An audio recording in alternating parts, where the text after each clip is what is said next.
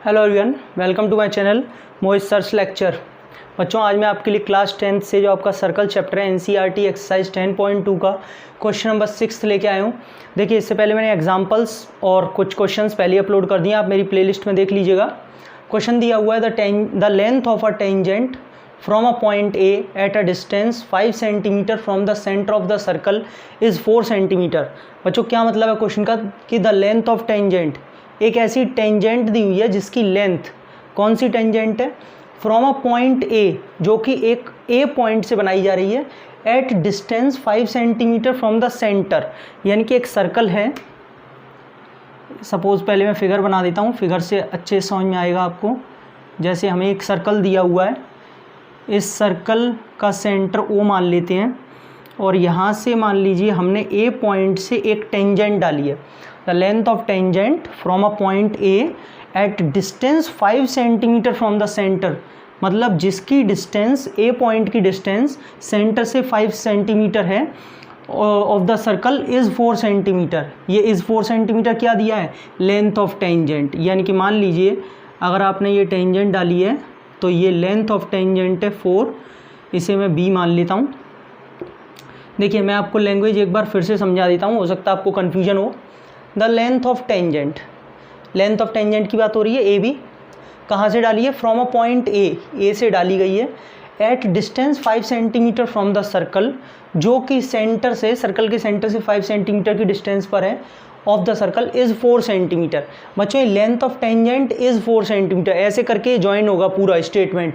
Length of tangent is 4 centimetre, मतलब length तो आपको अब दी है। कुछ बच्चे लेंथ को 5 मान लेते हैं, 5 नहीं है, 5 तो ये डिस्टेंस दी है, ये 4 दी है। अब आपसे कह रहा है find the radius of circle, तो रेडियस हम ड्रॉ कर लेते हैं ऐसे करके, और आप जानते हैं रेडियस कहलाएगा, ओ बी रेडियस है सर्कल का। तो सीधा सीधा हमें गिवन है ए बी, जो लेंथ ऑफ टेंजेंट है 4 सेंटीमीटर, ओ ए हमें 5 सेंटीमीटर दिया हुआ है, और हमें यहाँ पे स्टूडेंट्स फाइंड करना है, टू फाइंड, हमें ओ बी फाइंड करना है, जो कि क्या है, रेडियस। ठीक है, अब जो है हम इसमें सॉल्व करेंगे, सीधी सी चीज़ है। देखिए, हमें पता है कि टेंजेंट जो है वो रेडियस के परपेंडिकुलर होता है। आप लिखेंगे O B perpendicular to A B, क्यों, tangent perpendicular to the radius. बच्चों, टेंजेंट जो होता है वो रेडियस के परपेंडिकुलर होता है, इसका मतलब angle O B A is equals to 90 degree. तो ये एंगल ओ बी ए जो होगा वो 90 डिग्री हो जाएगा। अब हम लगाएंगे in triangle O B A, Pythagoras theorem लगा लेते हैं। 90 डिग्री के सामने जो होती है वो हाइपोटेन्यूज होती है, मतलब O A square is equals to O B square plus A B square, Pythagoras theorem.